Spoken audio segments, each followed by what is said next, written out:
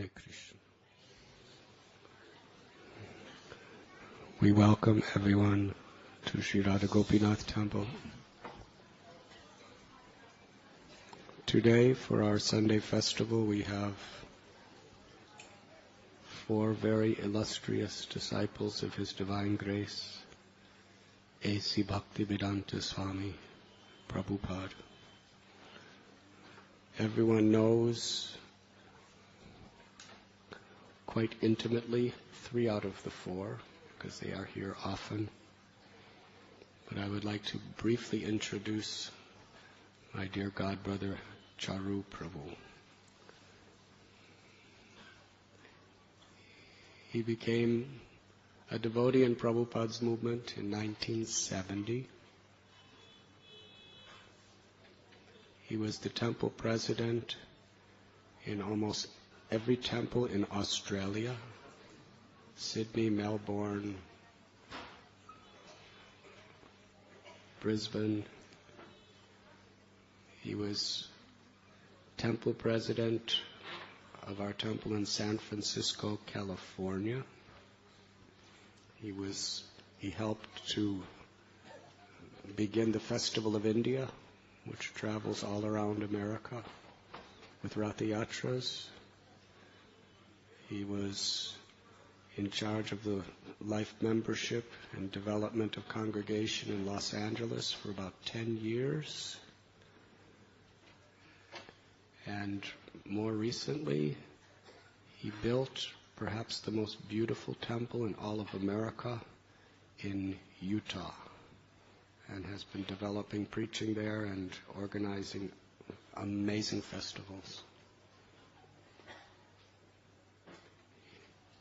He is a Charu Prabhu,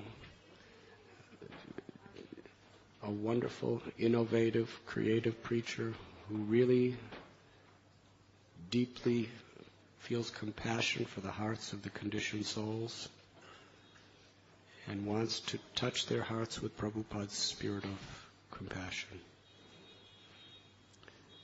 He's wonderful Vaishnav, very dear friend.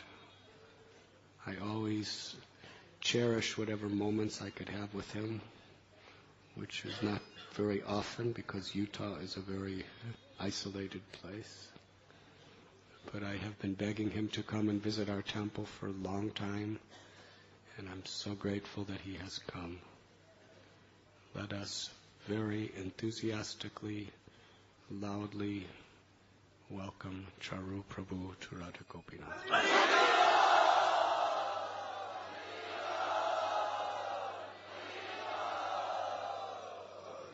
And let us once again welcome His Holiness Jayadwaita Swami, His Holiness Niranjan Swami Maharaj, and His Grace Soma Prabhu to Sri Radha.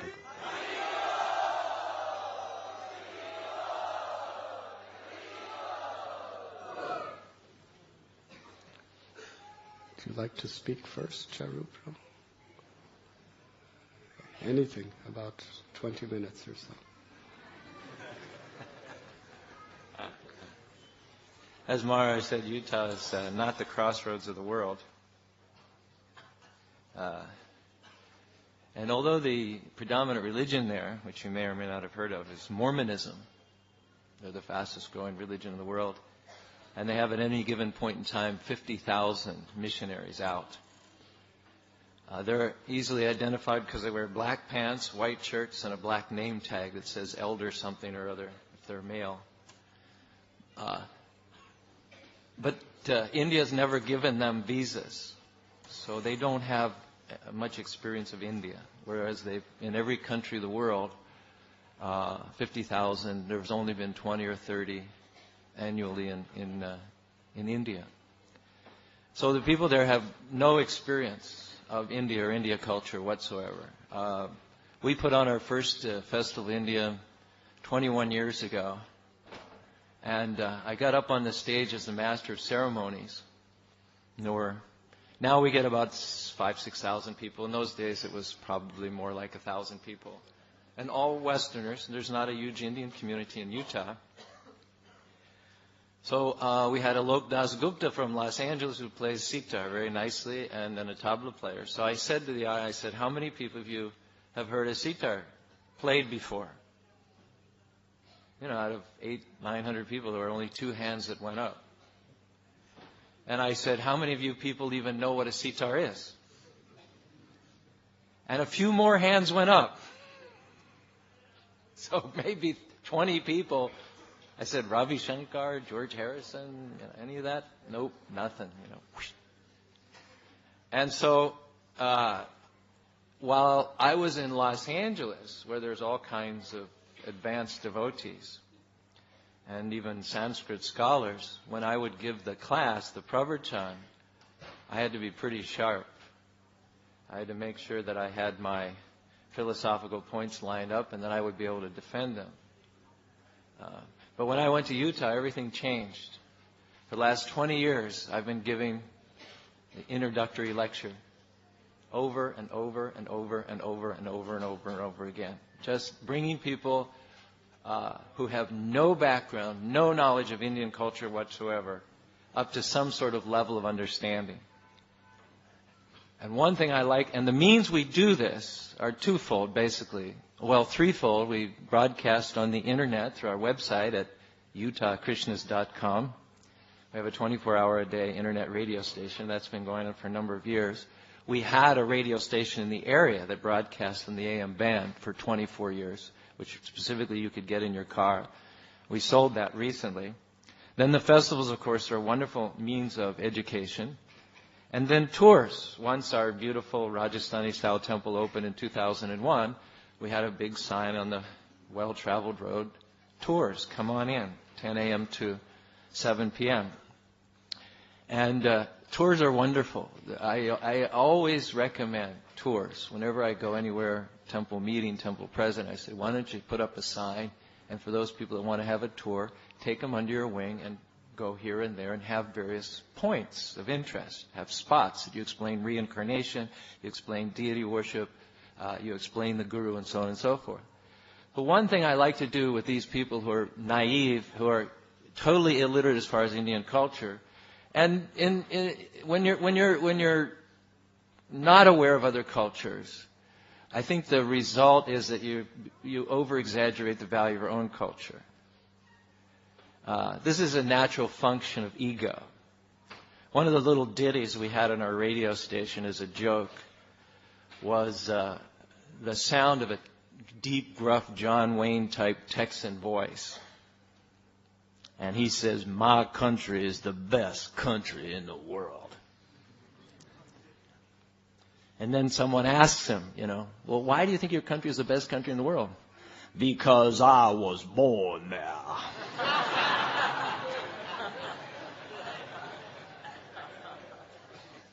So who doesn't think that? I mean, you laugh, but who doesn't think in those terms, right? Because we're limited. We're in this body. This is our main perspective. And so we exalt, the petty experiences and sensory impressions that we have to a much higher point of importance than they really are. And similarly, people take Christianity to be the ultimate religion. They really take Christianity. And of course, the proof is that I was born in a Christian country. That's the proof. And Christian countries are very prosperous, so therefore God must be on their side. So I like to shock them. I like to just jog them a little bit out of their comfort zone. And one of the ways I do this is I tell them, they ask sometimes, they're curious, well, what is India like? How do you characterize India? I say it's a land of devotion. It's a land of devotion. And they're thinking, well, how can they be more devoted than, us Christians? And I say, there's a prayer. I say, how many names of God do we have in our Christian Judeo tradition? Allah, Jehovah. How many names? 5, 6, something like that. I said, in India there's a prayer, Vishnu Sahasranama. See where I'm going with this, don't you? Vishnu is a name for God. Nam is the same as in English. I'll explain it to you just like I'm explaining. Nam is the same word as in English. And Sahasra, what do you think Sahasra means? 100? No, 1,000. Vishnam, Vishnu, 1,000 names of God. It's a prayer. And tens of thousands of people, especially in South India, rise in the pre-dawn hours with their children. They cleanse their body externally by taking a shower. And they sit down in front of their home altar with their children.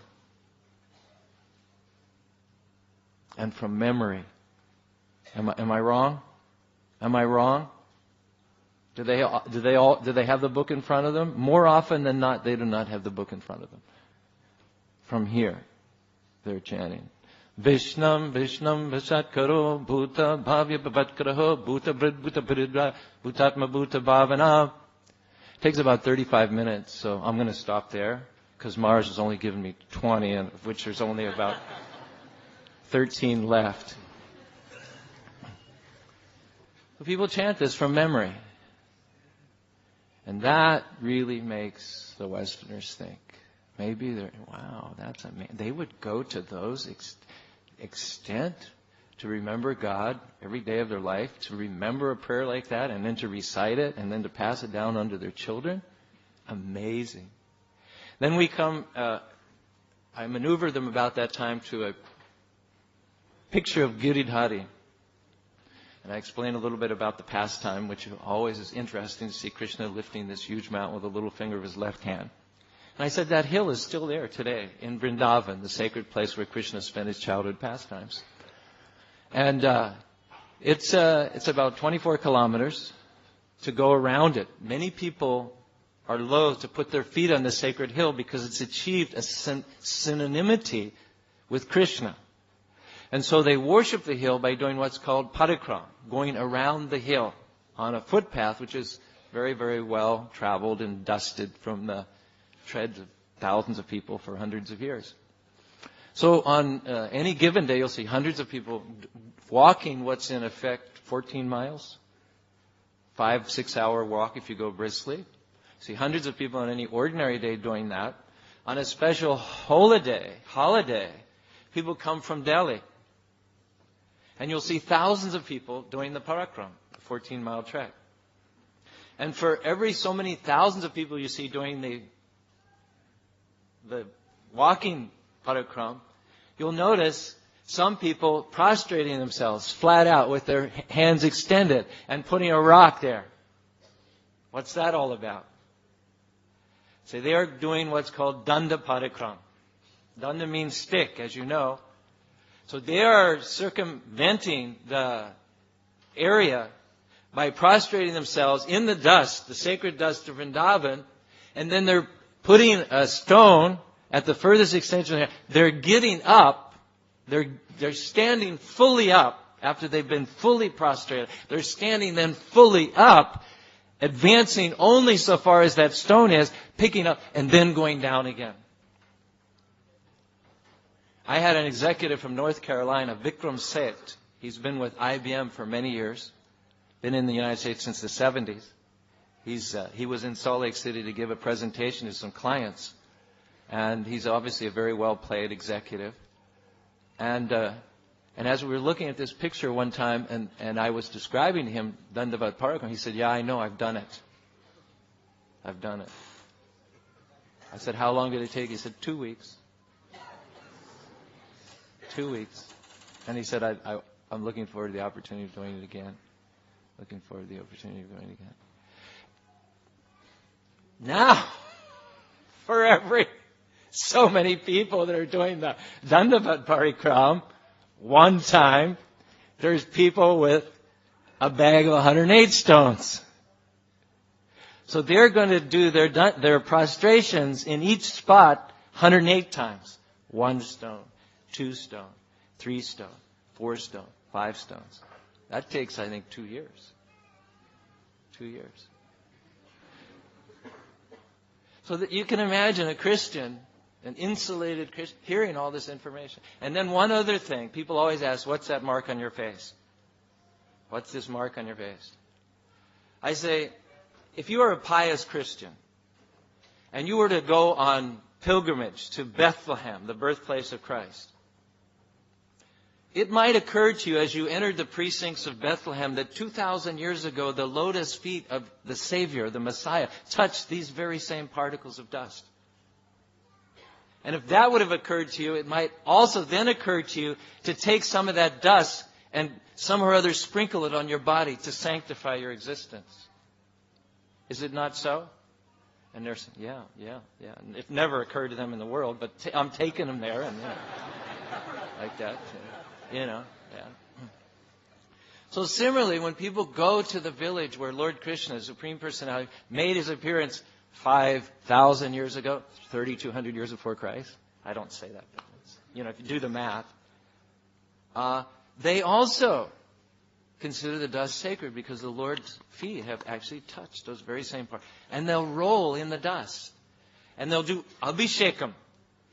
They'll actually take the dust and pour it over their heads for their own personal purification. So what do they do when they come back to their home countries? If they want to keep that meditation of my head at the lotus feet in service of the Lord, what do? Well, good news. Some very enterprising entities in the holy places have marketed the dust of Vrindavan. They've dried out fingers of the holy dust. They've put it in a nice plastic wrapper and encased it in a blue and red little box. And this way you bring it back. So that when we get up in the morning to remember God, we apply the tilak, the dust, not just in one place, but in 12 different places of the body. Saying 12 different, Om Keshavaya Namah, Madhavaya, Narayana, Madhava, Vishnu Govindayam, Dusaran, Trivikram, Vamanaya, Shrita, Rishikeshaya, Padmanabhaya, and Damodaraya Mamana.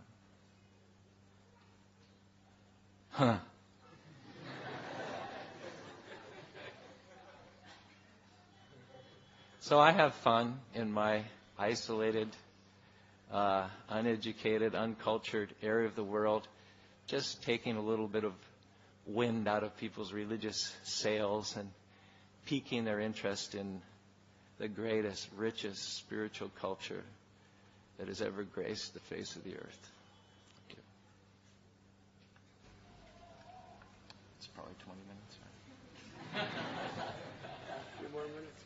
Huh? You have a few more minutes? I have a few more minutes. Okay. A lot of you people are educated. I have never, in the 2 days I've been here, heard such well-informed, intelligent, articulate questions.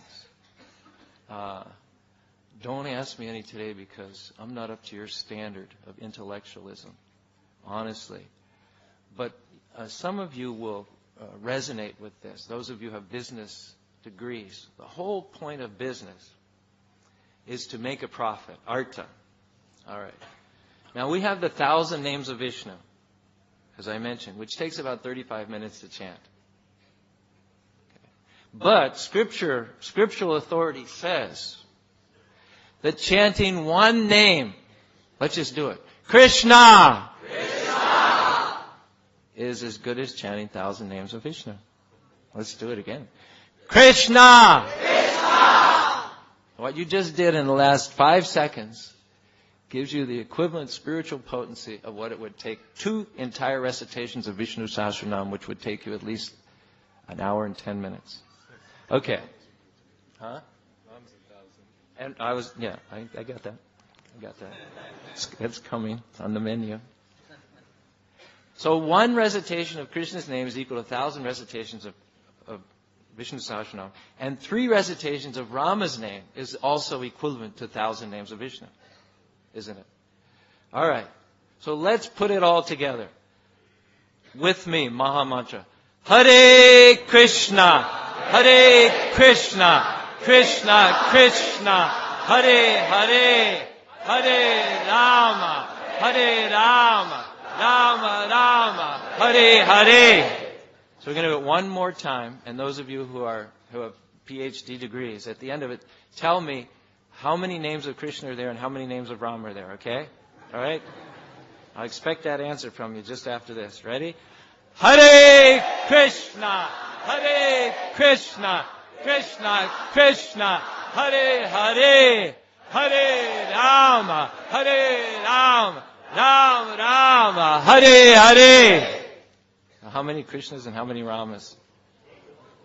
8 Krishnas and 8 Ramas. Yeah, it would be that way, right? So 8 Krishnas, that's equal to 8 entire recitations of the Vishnu Sahasranam, and 8 Ramas is equal to at least 2. So that's 10 recitations of the Vishnu Sahasranam. And if it takes 30 minutes to do it, how many is 10 times 30 minutes? Huh? 5 hours. Okay, 5 hours. All right. So by chanting, Hare Krishna, Krishna Krishna, Hare Hare, Hare Rama, Rama Rama, Hare Hare. Took 8 seconds. Took 8 seconds. Now if you're an MBA, right? And every 8 seconds, you can make, how many minutes is that? How many minutes is that? How does that translate into minutes? 1,000 minutes? Huh? No. How many minutes for 10 recitations of Vishnu Sahasranam? 3,000, isn't it? 300 minutes. Okay. All right. So 8 seconds it takes to chant the Hare Krishna mantra, and that gives you the same benefit as how many minutes is it? Okay. And then you have to multiply that by 6, because there's at least 6 multiples of 8 in a minute. So what's that figure? Huh? What's that figure? 1,800. Okay, now if you're a businessman and you can invest $1 and within 8 seconds get back $1,800, is that good business? Is that good business? Well, let me ask you another question. If you invest $1 and in 10 seconds later you get $1,800 back, if you're a good businessman, what's the next thing you're going to do? You're going to invest another $1. Hare Krishna,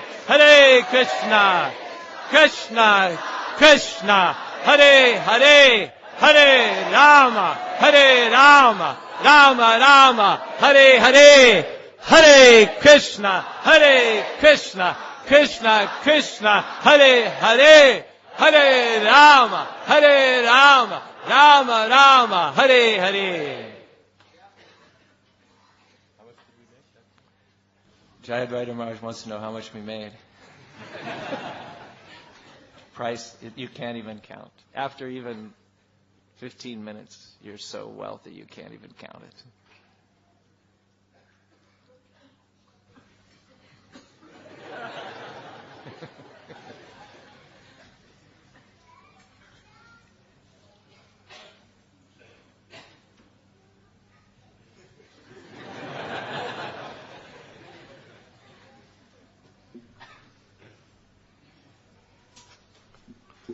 Hare Krishna.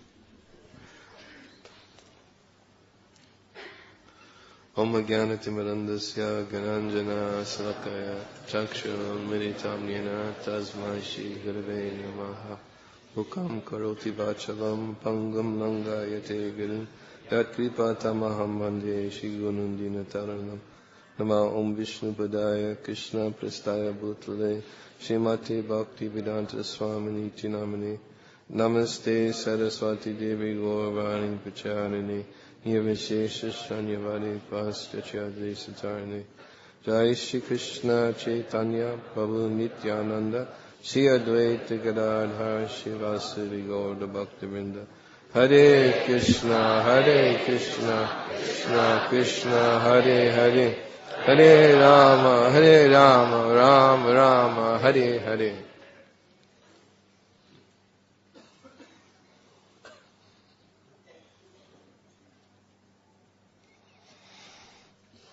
Charu Prabhu was speaking about investment, which makes me think of a topic I often speak about, also, which includes the same word about investment in relationship to the same topic. So, since he ended on that point, maybe I'll try to pick up on his enthusiasm and speak a little bit about that subject in relationship to the holy name.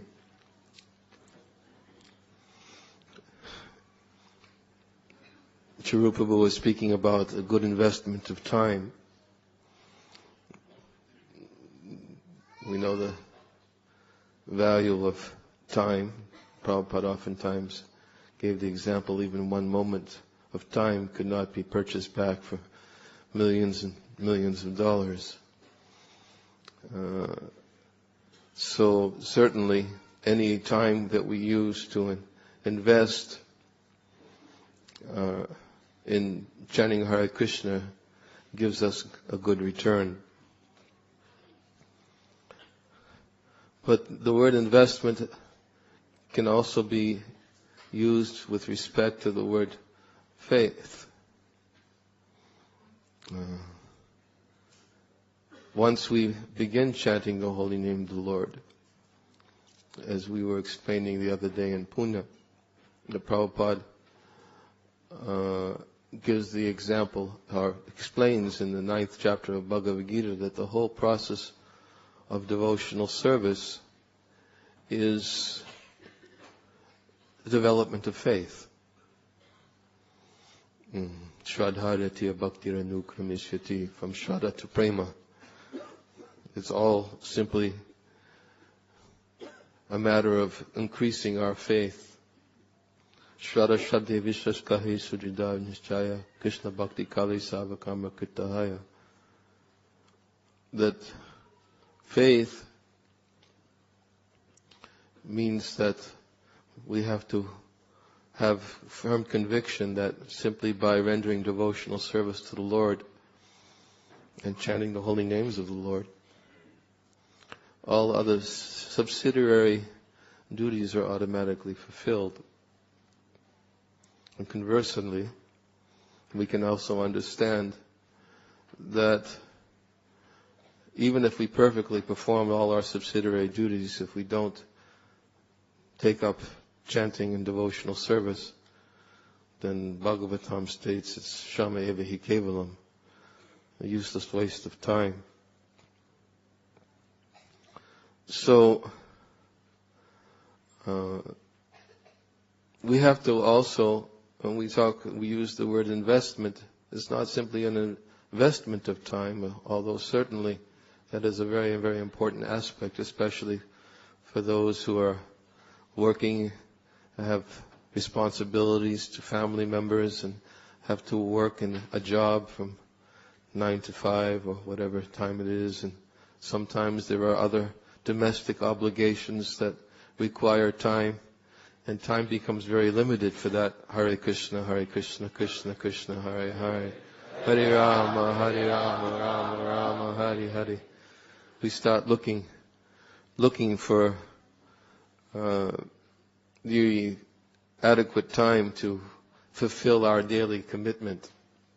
For many of us who have made such commitment of chanting 16 rounds of the holy name of the Lord, which is a good investment, according to Charu Prabhu, is to invest those 2 hours or whatever it takes to complete those rounds. But to the degree that we have faith in the holy name of the Lord, and to the degree that we have faith in the process of devotional service, to that degree we also get back a good return on our investment. And in the marketplace of the holy name of the Lord, which was established by Lord Nityananda Prabhu, the only currency which is used in that place and which is accepted is faith. And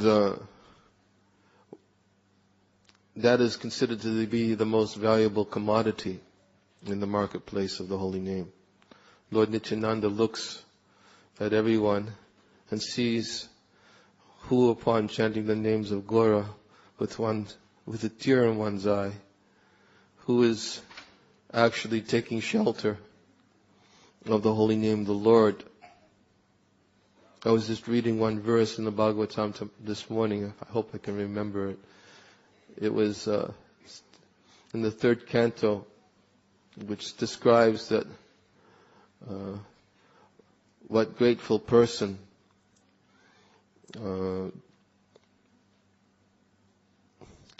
would not render his loving service to such a great master as the personality of God, Supreme Personality of Godhead. The Lord is very pleased upon those spotless devotees who resort to exclusive shelter resort to exclusive protection of the Supreme Lord. Though the unrighteous, they find it very difficult to propitiate Him. The word grateful is used. A devotee is described as spotless. Who is that spotless devotee? The spotless devotee is one who always takes shelter in the Supreme Lord for His protection. That requires faith, especially when we have so many artificial commodities and artificial dependencies that we sometimes turn to or look towards for finding immediate relief from distress, thinking that this is shelter. This is giving me some immediate relief from my distress. But the verse that we just quoted describes that the Lord is very pleased with those who always turn to Him for protection, utterly helpless. And to do so requires an investment of our faith.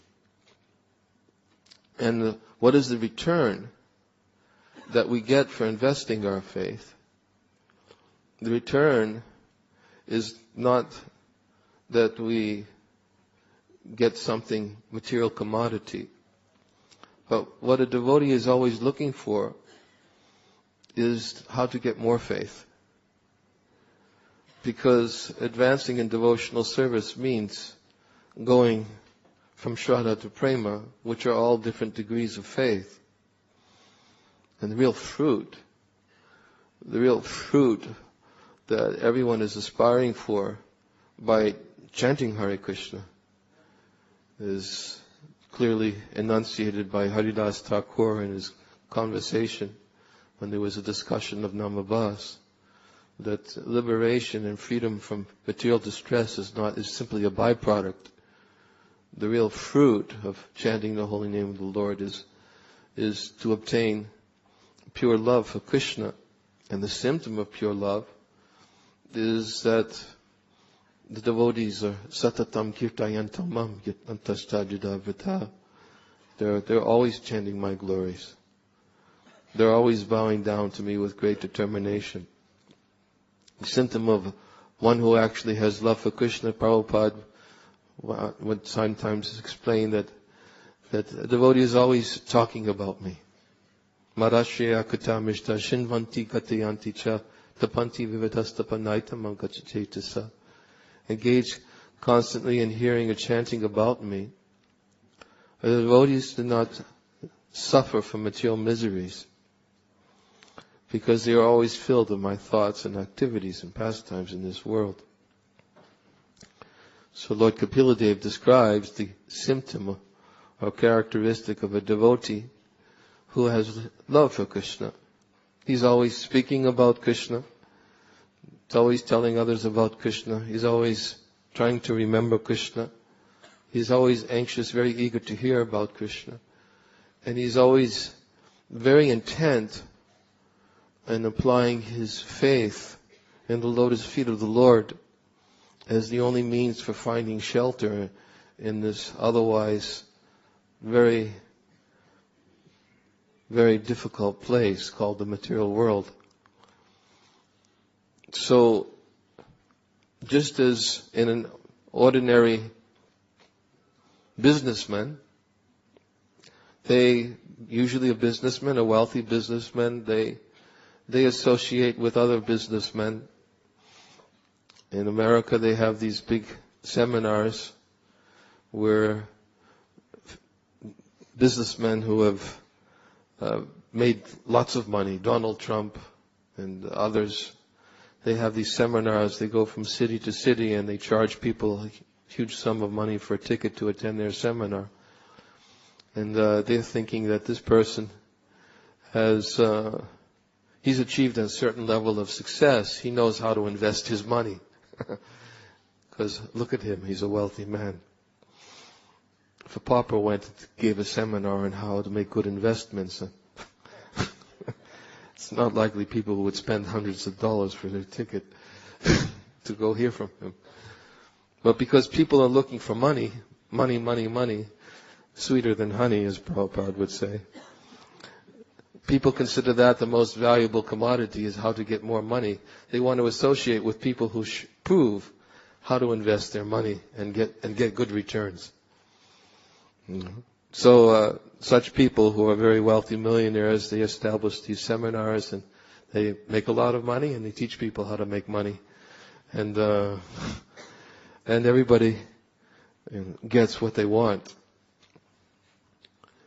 But a devotee wants something else, and a devotee sees something of far greater value than money. A devotee knows that the most valuable commodity is faith. And the devotee knows that if he actually wants to achieve that complete shelter in Krishna's lotus feet, he wants to associate with people who actually have more faith than he does. And what is that person usually looking for? That person is usually looking for sparks of faith in others. He sees the value in everyone else, not in terms of what money can he offer me, what financial support, what goods can I get from speaking nicely to him and attract, what followers can I get by speaking or singing no, he doesn't think these things are irrelevant to one who has firm faith in Krishna. For one who has firm faith in Krishna, he's simply looking how to fan the faith. He sees what spark there is in the hearts of others and how to increase it. He considers that much more valuable than anything external. Just as the Lord considers the heart of his devotee the most valuable commodity. So valuable that the Lord gives himself to the heart of his devotee completely. What to speak of the person who has opulences beyond anyone in this material world. He owns everything. Yet he owns everything and he's the proprietor, he's the controller. But yet he gives the most valuable commodity to that person who has complete faith in him. What does he give him? He doesn't give him his wealth. He doesn't give him his power. He doesn't give him beauty. He gives him his heart. That's the Lord, how kind the Lord is, merciful. What grateful soul would not actually render loving service to such a great master as the Supreme Personality of Godhead, who gives his heart to that person who is very eager to develop their faith in him. So the devotees of the Lord who have great faith in the holy name of the Lord, they're simply very eager to spread that faith. They want to see others developing faith. Just as Lord Chaitanya described to Prakashananda Saraswati that my spiritual master was very pleased when I told him what kind of name you have given me, that when I chant this name, tears come to my eyes, ecstatic. I feel these ecstatic symptoms overwhelming my body. I lose consciousness of external surroundings. What kind of name have you given to me? And Ishwar Puri said, yes, I am very pleased. I've seen that you've actually, so pleased, you've actually achieved the real fruit of chanting the holy name of the Lord. So if we want to please those who have greater faith in the holy name of the Lord, then what we should do is we should invest our faith in their association. We should invest our faith in hearing their words. Invest our faith in following their instructions. Invest our faith in molding our lives around what they've given to us. And the result is that our faith increases, and then we begin to appreciate the great value of a moment's association of a devotee of the Lord. Even 1 moment's of devotion, association of the Lord, it is described in the Bhagavatam, is more valuable than the elevation in the heavenly planets, the liberation from matter, or worldly prosperity, which is ultimately meant for those who are meant for death. Even 1 moment. Tulayama lavenapi narsvagam napanambhavam. So if we are so fortunate to obtain the association of a devotee who displays the qualities of one who is looking in our hearts to give us more faith, and who we see demonstrate by their life, by their dedication to following strictly the instructions of their spiritual master, and have shown that despite the adversities of the material world, which one has to constantly face in this world, he still always takes shelter of the holy name of the Lord. And Lord Kapila Dev says, Ta'ete sarava sadvi sava sangha vivajita sangashte shvatate pracha sangha dosha harite. He says, oh my mother, oh virtuous lady, you should seek out their association. Become attached to them. Because by becoming attached to them, they will counteract all the pernicious effects of your material attachments. Become attached to hearing from them, and we give them our ears and our faith and our hearts. And then our faith will grow. This is a good investment, solid investment. And anyone who actually invests his faith in this way and understands the great value of faith and keeps association of devotees with this understanding, he'll get good return. Good returns are always there in Krishna consciousness. Because there's never any loss or diminution in this endeavor. And then a little advancement on this path will protect one from the most dangerous type of fear. So I'm just kind of picking up on Charu Prabhu's enthusiasm in his description about investment. He's somebody who actually not only shows or demonstrates by his faith and his service and spreading Krishna consciousness in a very difficult area and introducing people to Krishna consciousness, but he's also presented in a way that helps us understand how to properly utilize our time and the great value of our time spent in chanting these most precious, wonderful names that Krishna has so kindly made himself accessible to us in these simply 16 words of the Hare Krishna Mahamantra, which should be chanted every day with firm faith that if I chant these names every day, faithfully, making that my priority, that is, everything else is subsidiary to this. This is most important. Not, I think Radhanath Maharaj was in Pune, he was saying not that if we chant our rounds to complete our rounds, then that's what we get. We completed our rounds. But if we actually chant our rounds with the purpose of increasing our faith and making that our number one priority in our life, of chanting in that mood of desire of developing firm, resolute faith in the lotus feet of the Lord, then certainly we'll get the real result that every devotee should be looking for by investing his time and investing his faith in the precious gift of the Hare Krishna Maha Mantra, which is the most valuable jewel that can come from the lips of the devotees of the Lord. And when heard from the lips of the devotees, that jewel, valuable jewel, becomes even more valuable. And our appreciation and gratitude increases even more and more. And then the Lord will be very pleased by our efforts to advance nicely in Krishna consciousness. So I think I've gotten, my 20 minutes in. So I'll stop here. Thank you. Hare Krishna.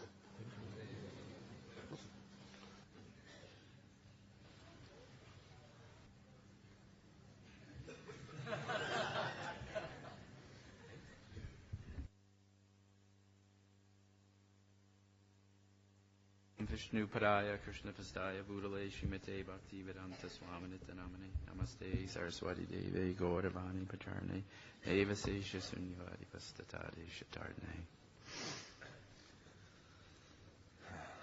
I'm very grateful to be here amongst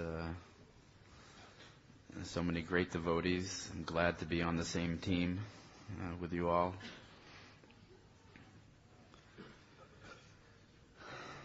Also about investment, in the prayers of Lord Brahma, after he had made the mistake of stealing all the cowherd boys and calves, he offered these beautiful prayers to Krishna, and he addressed them as achyuta. And it means that Krishna never forgets the service that a devotee has rendered. Whatever little service that we render, Krishna considers that as a great deal. So that's another aspect of our investment, that Krishna never forgets anything that we do. And he's always very grateful for the service that we perform, and he reciprocates in that way. So my talk is going to be very short. That's just one little thing that I can remember about investments. So, thank you very much.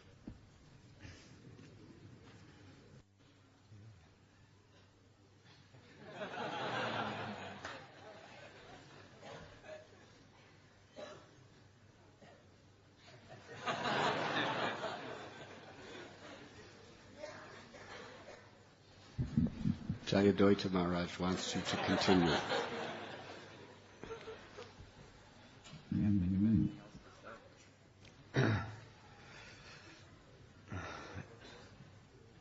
And talk about Boston?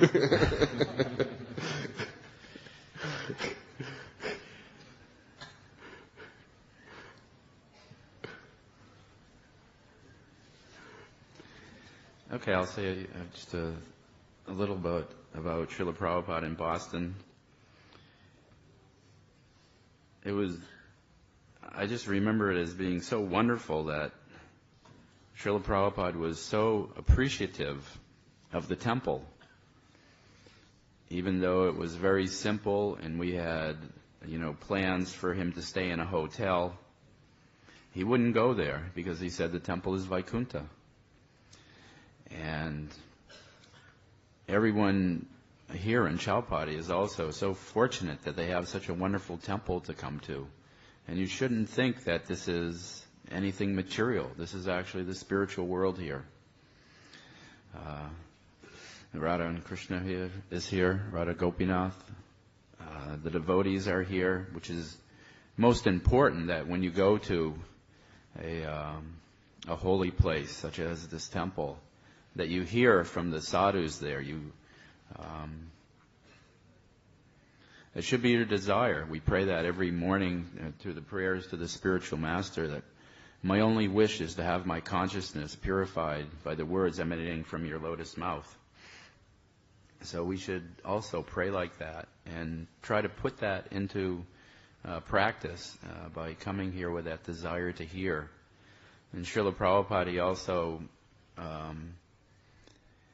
mentioned that about himself, that was his qualification. And Bhaktisiddhanta Maharaj, Srila Prabhupada's spiritual master, pointed that out, that many people had come and would hear a little bit and go away, but Srila Prabhupada kept coming, and he was very serious to hear. And he made that observation that this boy is very interested in hearing. And that's, Prabhupada would mention that as his qualification, that yes, he was very interested in hearing, so we should try to follow in Srila Prabhupada's footsteps and be very eager to hear from all these great souls that have spoken today, and of course all the devotees that live here. So Srila Prabhupada, when he came to Boston, he was just so humble, and he was completely convinced that the temple was Vaikuntha, and he didn't want to go anywhere else. And he stayed there and gave us his association. Is that okay? Tell us about some of your investments in Boston. My what? Investments. Investments in Boston.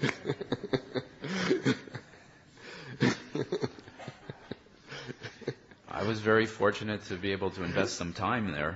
There wasn't any money.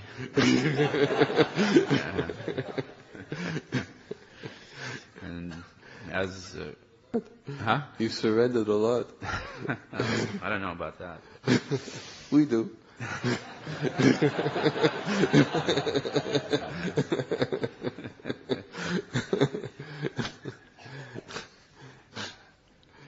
It was a very enthusiastic temple, and I just got Soma swept Prabhu up. was in the Boston temple when I joined. So I remember him very well. And, he was very enthusiastic and very surrendered. He did a lot of service for Srila Prabhupada. He joined many years before me, actually, 3 years before me. I think it was 2-3 years, something like that. And he was just telling me this morning about all the service he was doing for Prabhupada when Prabhupada visited in 1971. And I was, of course, very enlivened by listening to it because I joined in the Boston Temple. And I was drinking the nectar and appreciating, how fortunate I was to be in this association again after so many years. So I think he's just being humble and not describing how much he invested in serving Prabhupada's mission there and subsequent in New Vrindavan. But he's given a lot to Srila Prabhupada's mission, and I'm very very grateful to be in his association.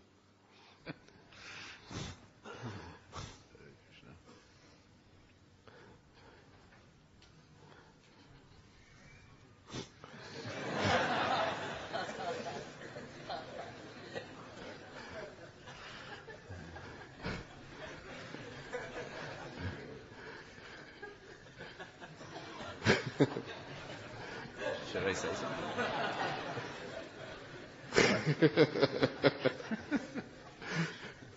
I have to ask Jayadwaita Maharaj what I should say.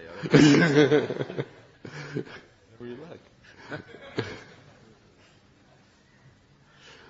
Oh, thank you very much.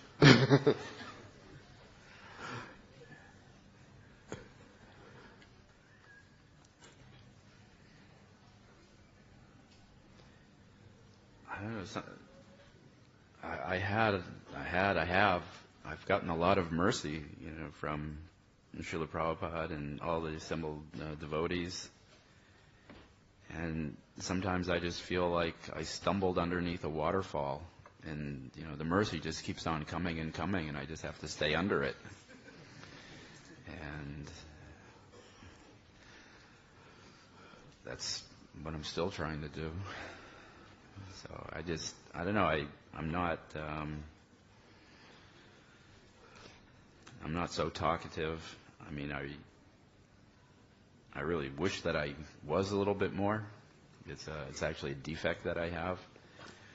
But I really like, hearing from all these wonderful Vaishnavas, and hopefully they'll be able to say something else now. Thank you very much. Hare Krishna. Hare Krishna.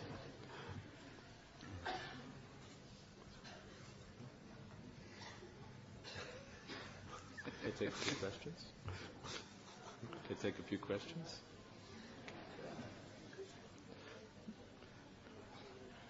Charu Prabhu is also enthusiastic about the quality of your questions. Any questions?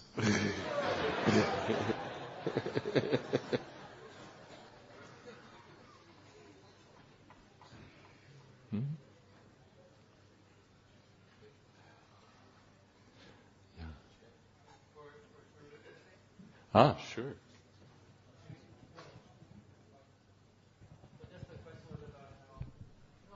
Yes, Maharaj.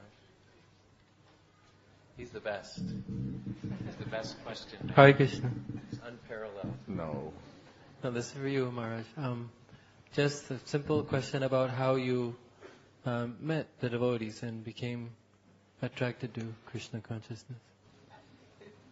How I met the devotees. I walked into 26 2nd Avenue.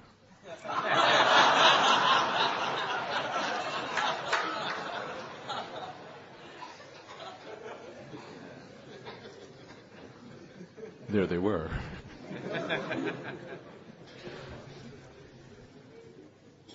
I'd read about the devotees in a very early magazine article, and it sounded very authentic but very austere. So I was thinking it would really be good to find something else like this, equally authentic but less austere. But I didn't, so I wound up with this. But when I joined, I found out that it really wasn't as austere as it seemed to, as it was depicted as being. It was really easy. Anyway, I read that magazine article, and then later I got Prabhupada's record album.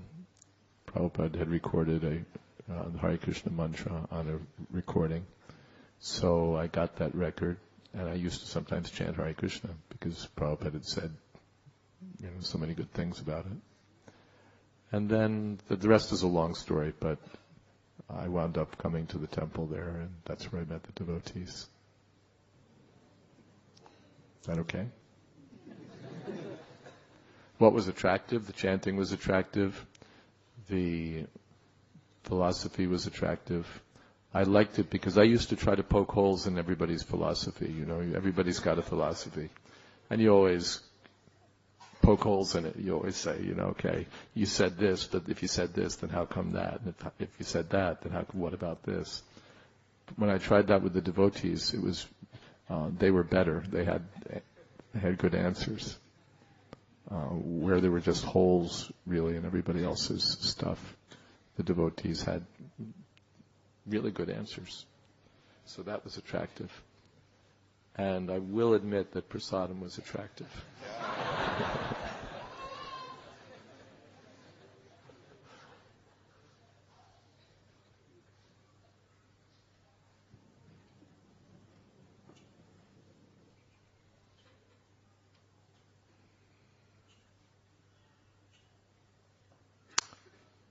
Is that okay? Another question there? Yeah? You have to be real loud because I don't see the microphone traveling. Oh, there it is. Okay. Great.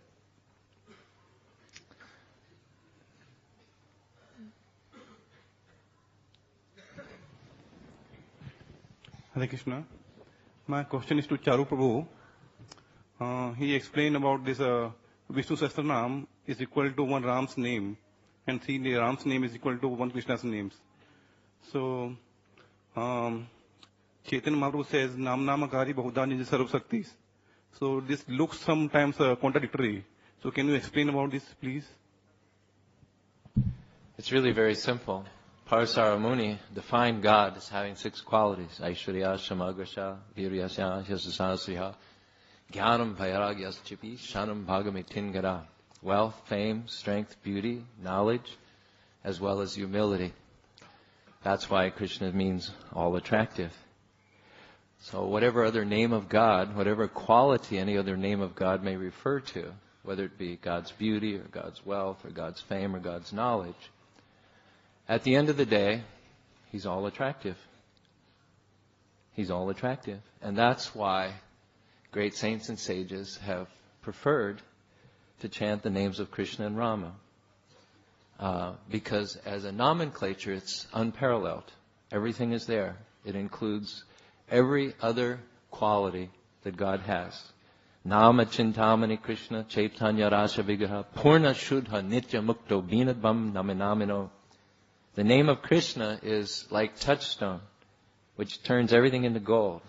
In the Nectar of Devotion, the question is posed, is it possible to chant the name of Krishna on a daily basis and not develop love of God? What do you think the answer is? Yes or no? It's a multiple choice question. What do you think the answer is? Put your thumb for yes, up for yes, or down for no. Please. Yes. Yes, raise it up. Let's everyone see it. Okay, yes. What do you all think? What do you think? Is it possible? I'm sorry. The question is it possible to chant the names of Krishna and not develop love of God? So the answer is, it's not possible, right? It's not possible. And Hare Krishna is called the Maha Mantra because Hare refers to the energies of the Lord. Just like you can't think of the sun without thinking of sunshine, you can't think of sunshine without thinking of sun. They're inseparable. So God is all-powerful, and that means He's not locked in a closet somewhere. Isn't it? He's exuding multifarious potencies. Everything that we see in this phenomenal world is a potency of Krishna. Bhumiyanapo narovayo kamano burerevacha. Ahankara, earth is a potency, air is a potency, water is a potency, fire is a potency, ether is a potency, mind, intelligence, and false ego. These are all potencies of Krishna because He's all-powerful.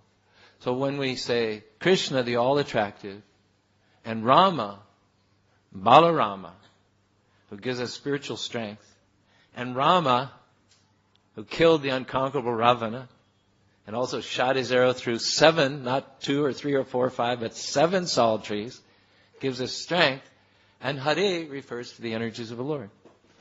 So in answer to your question, we chant Hare Krishna, Krishna Krishna, Hare Hare, Hare Rama, Rama Rama, Hare Hare, not to the exclusion of the other names of God. As you said, Nam Namakari. But if you want to develop love of God, if you want to taste the fullness of the Godhead and all of His potencies, then you will be attracted specifically to the Maha Mantra, as all great saints and sages have before.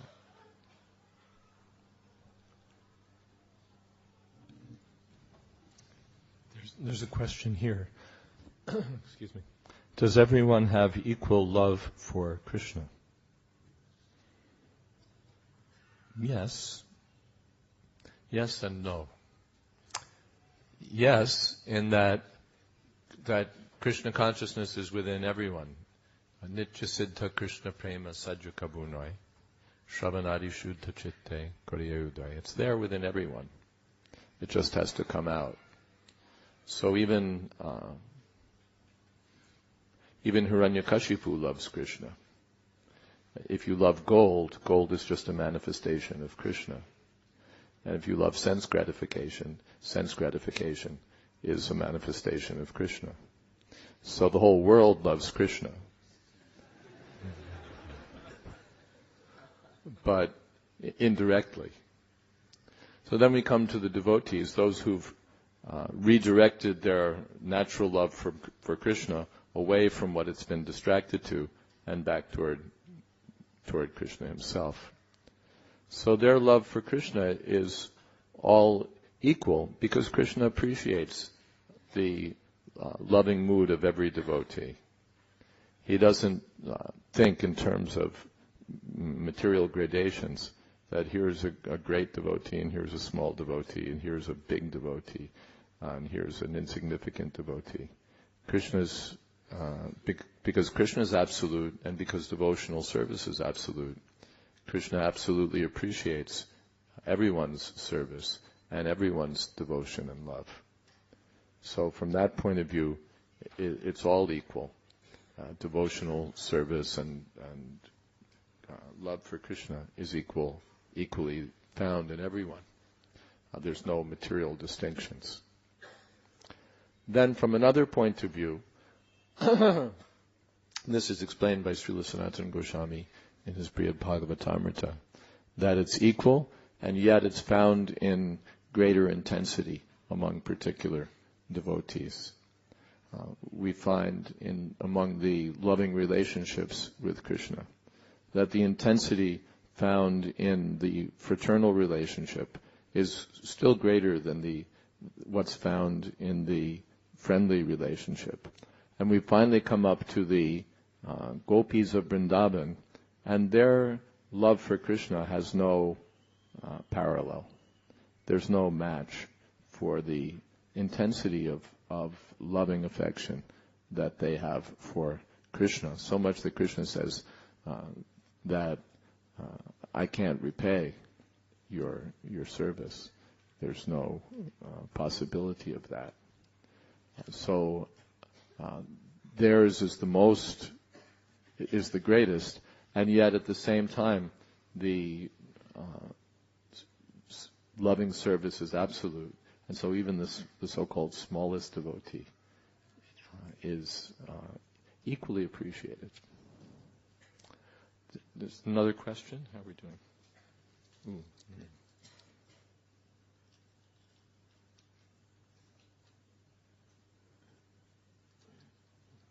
As a college student, it is very difficult to follow devotional path of 4 regulative principles, as there are many wrong things going on in surroundings.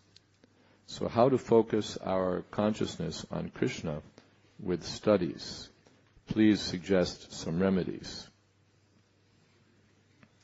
Well, a very practical one is stick to your studies.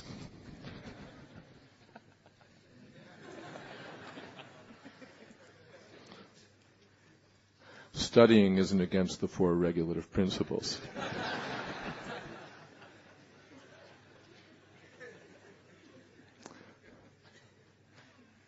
Apart from that, we can appreciate that those who are breaking these regulative principles are just making their lives miserable. They're not increasing their happiness. They're not improving their prospects for success in life. They're just taking the opportunity of college life to descend to the platform of dogs and hogs in the name of education. So, therefore we can remove ourselves from that. The environment, just because the environment is filthy doesn't mean that we have to become filthy. We separate ourselves from that. That's not why we haven't come to college to break regulative principles, to make our consciousness filthy. We have some other purpose, academic purpose, educational purpose. And beyond that, we want to use whatever it is that we're studying in the service of Krishna. So we should keep as they say in America, keep our eye on the ball, keep our focus on what our purpose is, and then we'll be undisturbed by so many things. Or even if we're disturbed, all right, anyway, it's just a useless disturbance, and we won't be overcome.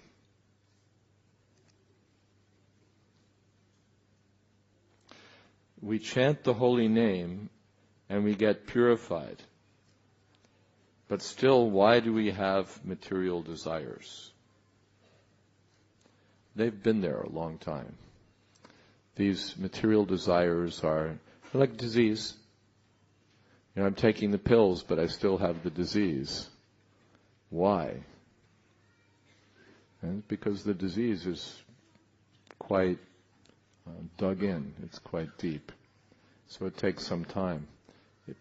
Every process, it takes some time. You take the disease, and if you take the first pill and say, well, how come I'm not cured? I took the pill. You continue the complete course, and you'll be very healthy. So, chanting Hare Krishna means developing our desire to serve Krishna. And by chanting, again, as Niranjan Maharaj was quoting Radhanath Maharaj, if you're chanting just to complete the chanting, then your result will be completed chanting. But if we can chant with sincerity, Srila Prabhupada told one devotee, just try to hear yourself chant sincerely. So the more we do that, the more quickly we'll see that material desires will evaporate. That's the effect of the holy name. This is pretty specific. You got one? It's pretty specific. Can I handle that one? Regarding the Vishnu Sahasranam, a dear relative of ours is attached to chanting the Vishnu Sahasranam, but probably not to the Hare Krishna Maha Mantra. Due to our bad example, what we do to help that person, especially so because even after chanting the Vishnu Sahasranama, they are still attached to material prosperity and have no attachment to hear from the most bona fide and genuine Hare Krishna devotees.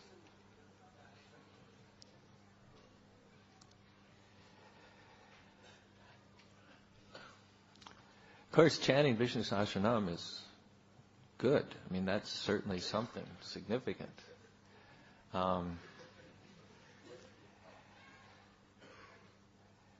But without association of people who are practicing,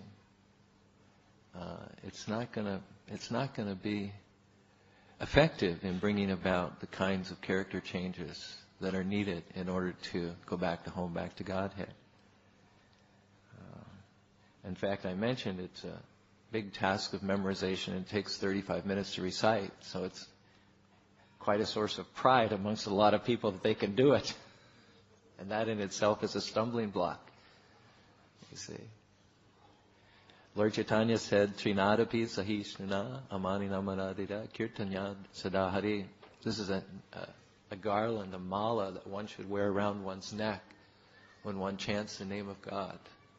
Not that one thinks, I'm a big Brahmin, I'm a Pandit, and I know the Vishnu Sahasranam by heart. He's not wearing the garland of humility. One should feel oneself lower than the straw in the street, more tolerant than the tree and more humble than a blade of grass. If that were the attitude, then chanting Vishnu Sahasranama would be much more effective. It would be much more effective. And if one were humbly chanting the Vishnu Sahasranama, wearing the garland of humility around one's neck, when you ask your relative, chant Hare Krishna as well. Sit down and chant with me. There would be no objection. There would be no objection. So God is absolute. His names are absolute, and we get absolutely purified. But if our heart is encased with a covering of pride and arrogance, then it's very difficult. It's very difficult. If you take the medicine according to the prescription, you'll get well. But if you take the medicine and at the same time eat chocolates and ice cream, then what good is the medicine going to do for you? So it's not just the medicine, the efficacy of the medicine, but it's also according to the prescription of the doctor. So every name of God is absolute.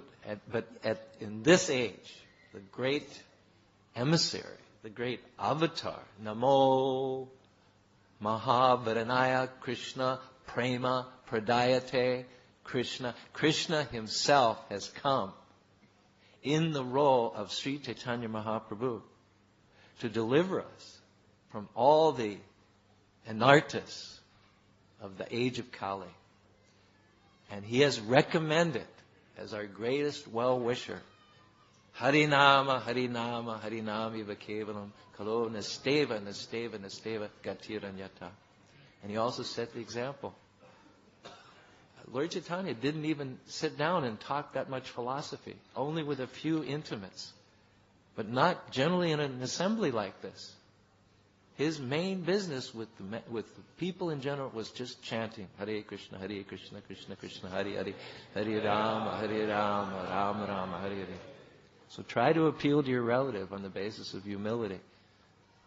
Try to make him understand that if you're going to take the medicine, you have to take it according to the prescription of the doctor, and then it will have real beneficial results.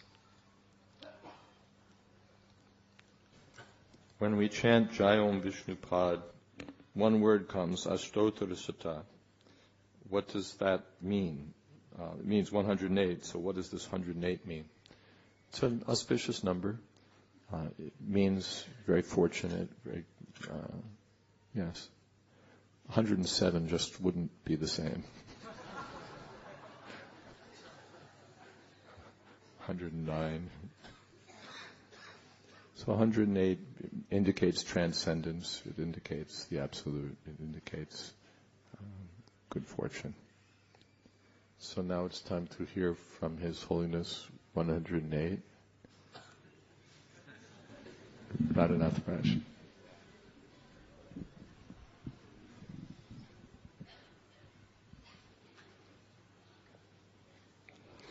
Thank you.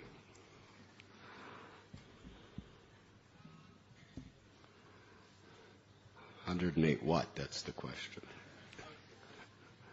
108 anartas springing up in my mind every moment. 108 blessings.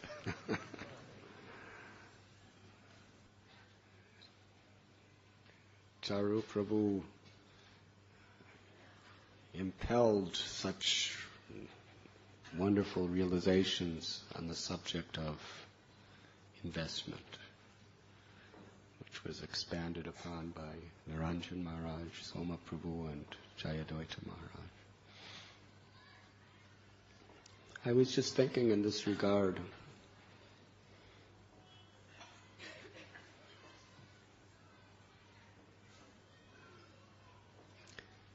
how many people would invest all their money, all their time, and everything they have in an account where it's told to you at the very beginning there's an unconditional guarantee that you'll lose all of it. Raise your hand if you would invest in such an account. The problem is you've been doing it all your life. As is the rest of the world.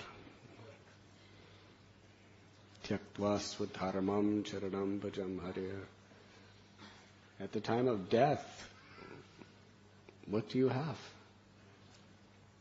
Everything is lost. And death is inevitable. When something is absolutely certain, the word to emphasize it is sure as death. As soon as one is born,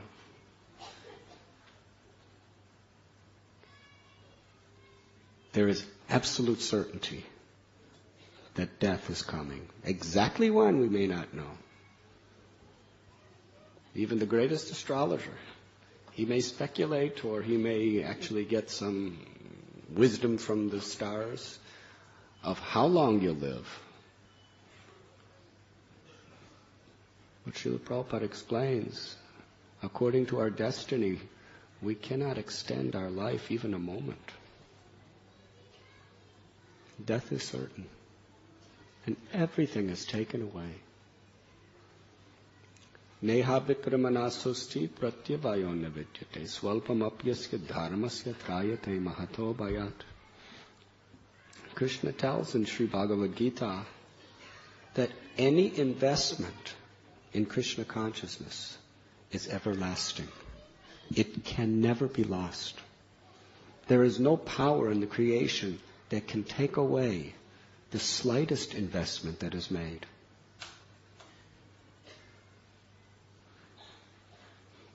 And we see in the lives of great personalities what they considered valuable to invest in. The difference between material investment and spiritual investment. One where it's absolute guaranteed you'll lose everything, and the other can never be lost. Maharaj Prataparudra was the king of Orissa. When Sri Chaitanya Mahaprabhu would not give him a personal darshan because he was king, he had committed himself to give up his entire kingdom and to become a beggar.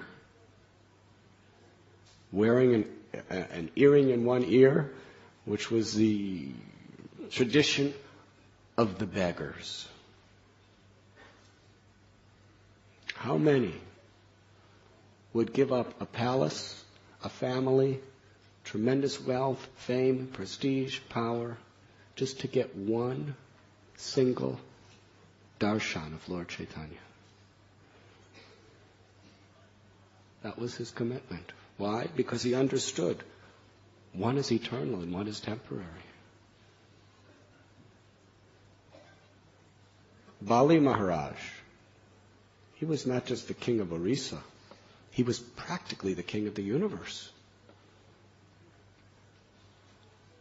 And when little Vamanadev came and said, give me 3 steps of land, Shukracharya said, don't give him. Do not give him, because he's actually the Lord. And he's going to grow, and with 2 steps, he's going to take everything away, and with the 3rd step, you're going to have nothing else, and he's going to imprison you. Don't do it. You may think you gave your promise. Shukracharya gave so many scriptural explanations of how in an emergency situation you're allowed to break your promise. It's all justified. And this is his guru. But Bali Maharaj, he understood that to displease the Lord, to lie to the Lord, nothing could be worse. He was willing to lose everything to please the Lord. That was the influence of Prahlad Maharaj, his grandfather, in his life. And there are so many beautiful examples of this, unlimited, of how a devotee, understanding the value of investing in one's spiritual account, they're willing to even sacrifice everything in this temporary, transient material account. In the 9th canto, Ranti Dev, he was a king too. He was willing to give up his life, to give what remaining water was there to sustain his life to a Chandala, an insignificant Chandala, untouchable person by social status of the day. And he explained why in his prayer, when he actually gave that water with a prayer. So there is no greater service that pleases the Supreme Personality of Godhead than the willingness to give up even one's life to show compassion to another. For him, that was a major investment. To give up his life to please the Lord. That's a good investment. Rupa and Sanatana Goswami, they gave up all their riches to please the Lord. That is a fantastic investment. There is no investment greater than pleasing Krishna, because the benefits are eternal. And the benefits touch the soul, enrich the soul. None of the temporary withdrawals that you can get in this world can touch our eternal soul.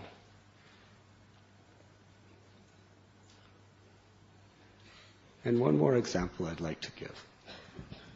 in the 9th canto of Srimad Bhagavatam. Maharaj Katvanga.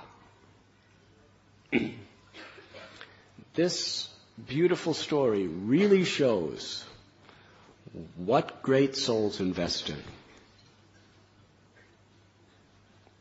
Maharaj Katvanga was a very, very heroic warrior and a king as well.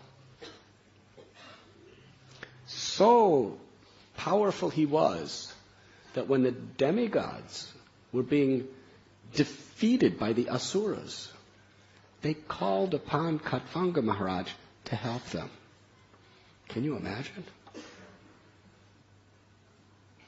How many of you have been called upon by the demigods?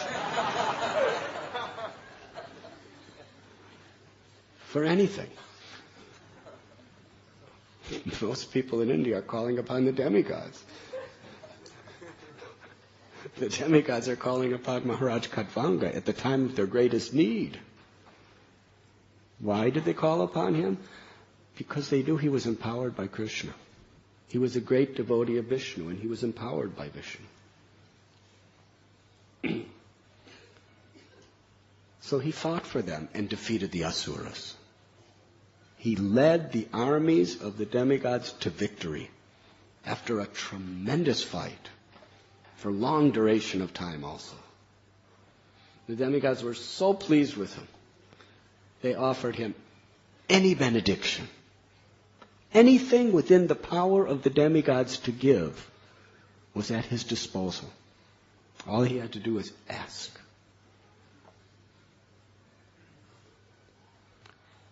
Sri Chaitanya Mahaprabhu, he taught us what is really valuable. Na danam na janam na sundarim kavitam vajagadisha kamaye mama janamani janamanishwari bhavatad bhakti rahoita kitvayi. He is not asking for a benediction of wealth or the beautiful company of the opposite sex or fame and prestige, followers, or even cessation of suffering, liberation. He's praying, let me take birth again and again and again. That's all right. But as your servant, as your unconditional servant, I only want to serve you, my Lord. That's the only benediction Lord Chaitanya Mahaprabhu was praying for. And that is foundational. That is the basis of our whole sampradaya. Sri Chaitanya Mahaprabhu's first teaching to Sanatana Goswami and to the world, Jivera Swarupoi Krishnara Nityadas, that we are eternally servants of Krishna. And there's no greater benediction anyone can ask for than to be the servant of the servant of the servant of Krishna. Srila Prabhupada cites when Maharaj Prataparuja, after taking the simple role of being the street sweeper for Jagannath and his devotees, and after going so far out of his way to serve the devotees, to satisfy the devotees, Ramananda Rai Sarvabhauma Bhattacharya actually dressed him up as a simple Vaishnava in disguise and sent him into a garden during the Ratha Yatra to massage Lord Chaitanya's lotus feet and sing to him Gopi Gita.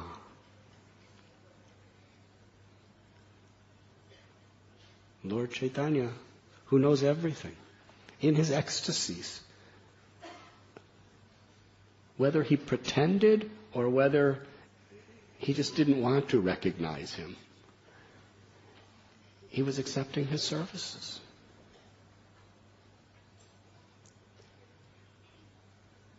And Lord Chaitanya embraced him again and again, soaked him with tears. And ultimately Lord Chaitanya asked, who are you?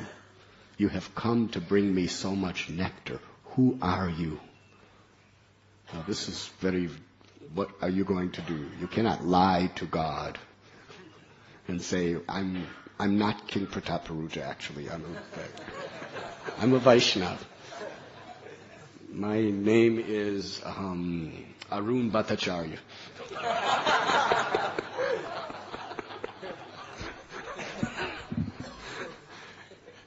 What is he going to do? This was on the spot. Who are you? Lord Chaitanya said. You have come to give me so much nectar. And King Prataparudra spoke the truth of who he really was. Because the soul is not King Prataparudra. The soul is not Niranjan Swami or Jayadwaita Swami or Gopinath Chandra Prabhu.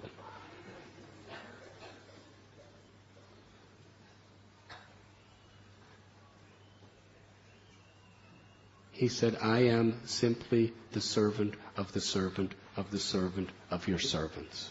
And my only aspiration in life is to be the servant of the servant of your servants. And in that purport, Srila Prabhupada explains, there is no higher benediction than this. There is no higher investment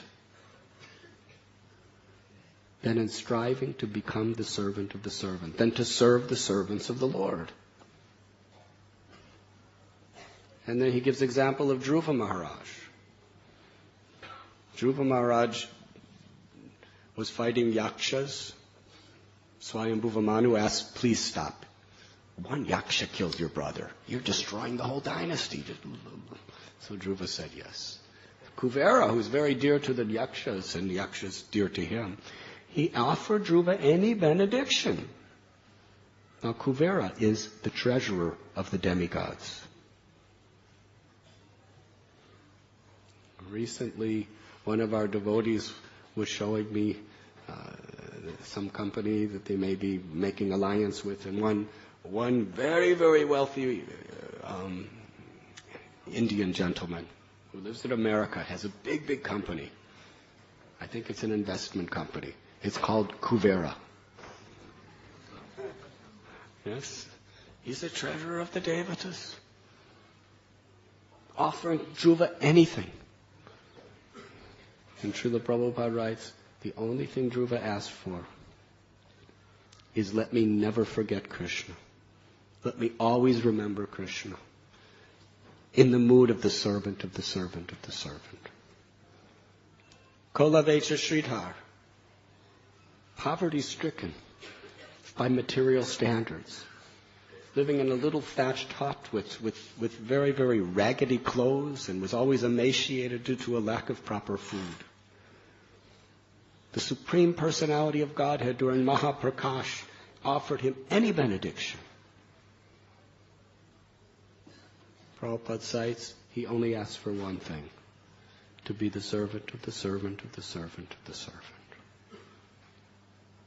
And Prabhupada's conclusion, and the conclusion of all the great Vaishnava Shastras, is there is no greater investment anyone can make than to serve the servants of the Lord. And to remember the Lord at every moment by chanting His holy name.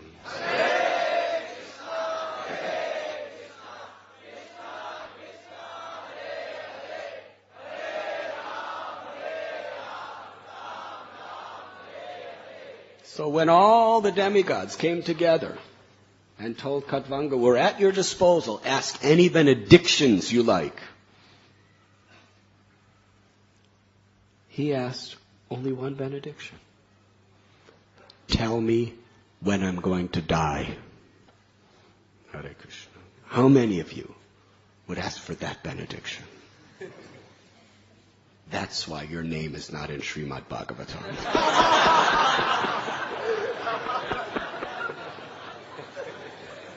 But it could be in a future publication.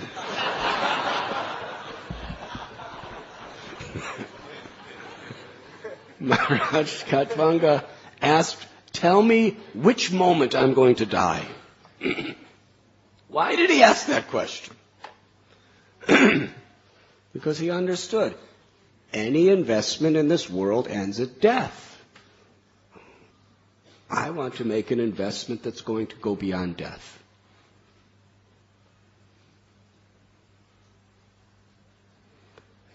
The demigods did their calculations. And they told him, you will die in a moment.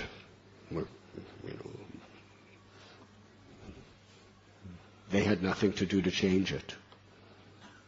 What your destiny is, even the demigods cannot change. But sarvadharman parityaja mamekam sharanam braja.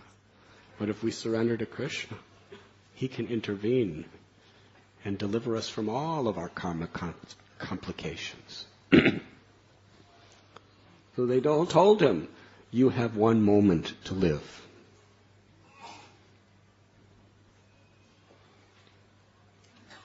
Now, for materialistic people, they want to live those last moments to the best possible degree to enjoy.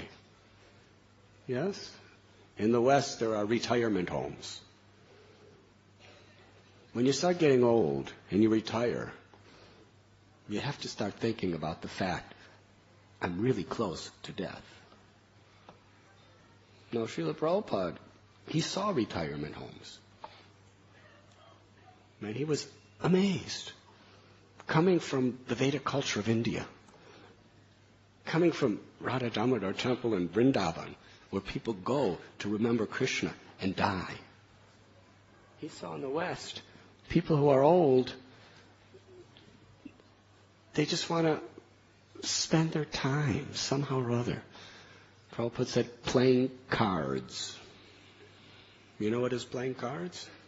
Just like 8 of clubs, 3 of hearts, and just thinking about these. Where's it getting you? Hours and hours playing cards. Or Prabhupada saw them fishing. Just bringing in bad karmas. Or playing golf. Or some form of entertainment. Or usually what they do, the easiest thing, is they just sit and watch television. For the major part of the day, they just watch television. They're dying. We're not criticizing, but we're feeling agony in our hearts to think, what are they investing? It's all going to be gone, and they know it. So when Maharaj Khatvanga was told, you have one moment to live, he set such an example. He left his royal palace and went to his home. And there, he fixed his mind in the loving service of the Supreme Personality of Godhead. He spoke a prayer. He said, I am not attached to my power as a king. My only real attachment is to Brahminical culture. And what is Brahminical culture? Brahminical culture is the culture that follows the Brahmins. And a real Brahmin is a Vaishnava who teaches us how to surrender to Krishna by their words and by their example. So my attachment to life, let my complete attachment be to the association of Vaishnavas. More important than all my wealth, more important than my family, my children, my wife, my friends, my relatives, my position, everything. Why is it more important? Because all of these things are going to be taken away from me in a moment. All that's left in my life is whatever I have invested in my Krishna consciousness. And the only means of investing in Krishna consciousness is in the association of Vaishnavas, of devotees. Khatvanga Maharaj is declaring, there is nothing more valuable. There is no greater investment than to be the servant of the Lord's. And then he said, what are the demigods going to give me? They themselves are always in fear. They themselves are always in anxiety. Not always, but from time to time. They themselves can never find real satisfaction. And all they or anything of this world can give us is an illusory phantasmagoria. Something like seeing a village in a forest on a mountain. And Prabhupada says sometimes when you're in an airplane, you're looking in the sky, and in the sky you see skyscrapers and all sorts of buildings. Well, when you look in the forest, sometimes you see apparently buildings.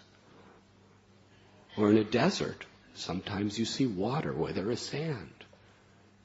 It is illusory. Ultimately, for the soul, all the pleasures and acquisitions of this world are illusory. So why invest in that?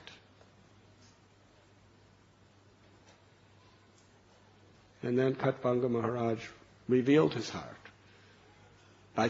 By my attachment to the Brahminical culture, by the grace and strength I have received from that, I will fix my mind in the lotus feet of the Supreme Personality of Godhead. And he attained the ultimate perfection of life in that one moment, because he knew where to invest. And Srila Prabhupada explains, it wasn't that he was able to just do that in a moment. He was able to do it because his whole life was dedicated to the process of Krishna consciousness. Antakali chamameva smaranmatva kalebram. What we remember at the time of death, we attain without fail. But we can't be cheaters. We cannot think that we can just waste our time and become habituated and conditioned to so many desires, and then at the time of death just remember Krishna. Because what is prominent in our consciousness throughout our life is naturally going to be our last thought at death. Katbanga Maharaj invested his whole life in Krishna consciousness. And therefore, when that last moment came, he could fix his mind on Krishna.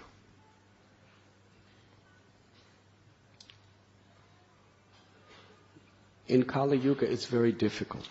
The mind is so unsteady, so turbulent.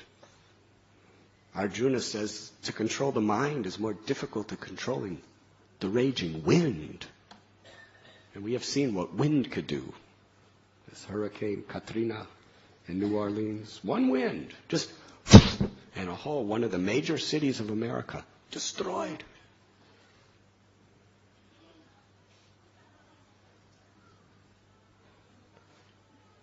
The mind is more difficult to control than the wind. But the process of Krishna consciousness is to param drisvani vartate, to experience that higher taste. As we develop a taste for Krishna, Krishna who is all attractive, he captures our mind. He is Hari. He steals our mind. He steals our heart. And Sri Chaitanya Mahaprabhu, he gave us the most simple, powerful process by which we can remember Krishna, fix our mind on Krishna. And that brings us back to Charu Prabhu's wonderful talk. The prime benediction for all humanity, Lord Chaitanya said, is to practice from today and throughout the rest of our lives, making the greatest, most auspicious of all investments, where every single moment you invest in remembering Krishna and as the servant of his servants is forever. It's eternal. It can never be lost. Therefore, the prime benediction for all humanity is to make the investment in the chanting of Krishna's holy name.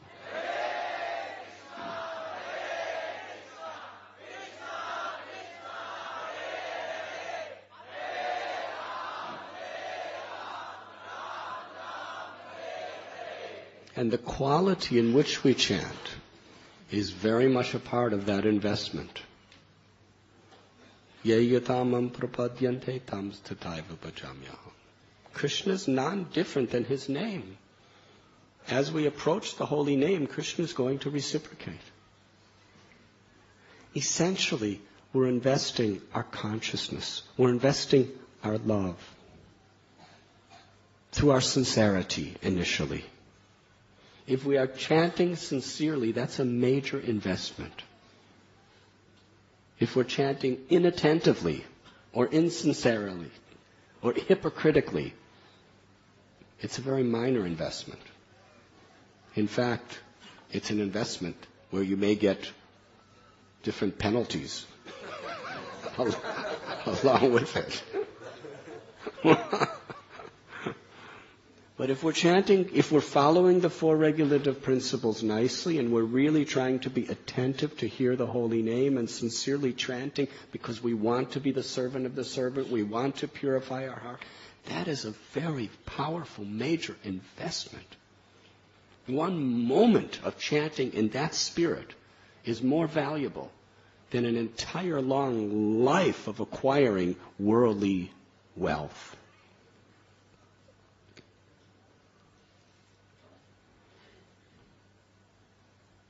Ajamil just chanted his son's name once with feeling, without an offensive mentality. And he was given another chance to purify his heart. So there is no greater investment. There is no greater benediction than to somehow or other utilize the precious moments we have. And you cannot buy back a moment that is lost for all the wealth in the world. Prabhupada often quotes Chanakya Pandit, there is no more valuable commodity in the whole creation than each moment. And the greatest investment to make in that precious moment is to fix our mind on Krishna in a favorable way that pleases the Lord. Anyabhilashita sunyam dhyana karamanya navitam anukulena krishnanu shilanam bhakta uttama.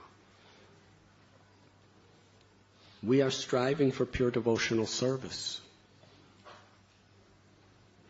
Through the process of jnana, through the process of Astanga Yoga, for the process of yoga or karma kanda, we're investing in mechanical processes that can elevate our consciousness within this world, or a little beyond, perhaps. But bhakti, investment in bhakti, is directly investing our hearts in Goloka Vrindavan, in the spiritual world, and getting that direct connection to Krishna's grace, Krishna's mercy. Rupa Goswami tells us that the quality of a sincere devotee is that they do not waste time. They understand how valuable time is. And none of us know how long we will live. Here in Bombay, we all know Pakistan has nuclear bombs pointed right in your direction.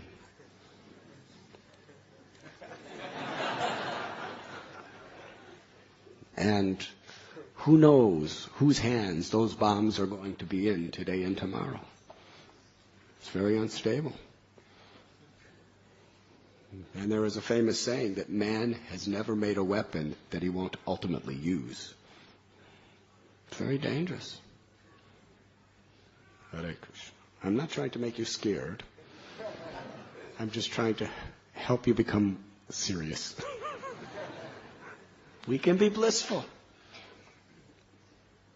During the Cold War, a devotee asked Prabhupada, what will we do when the bombs come? Prabhupada said, we will happily chant Hare Krishna and go back to Godhead. And he told a story in Calcutta. He was living when the British were bombing Calcutta, or who was it? It was Japanese. The Japanese were bombing Calcutta. And people were, there was air raid alarms, sirens, and people were running, and they saying, Abai, Abai, Prabhu, come here, Prabhu, we go to the air raid shelter. And Prabhupada was cooking puris to offer his deities. He said, I was thinking, oh, Krishna has come in the form of the bombs to take me back home to God. That is why he is Abhay Charanarabindare. When we take shelter of the lotus feet of Krishna, we're fearless. Every situation becomes a wonderful opportunity to be the servant of the Lord. That's real happiness. That's transcendence. Therefore, Sri Chaitanya Mahaprabhu taught, at each moment, our success is to the degree we can fix our mind on Krishna. Each moment our success is how we can please Krishna. And the prime benediction is to utilize those moments, Kirtaniya Sadahari, to always chant the holy name.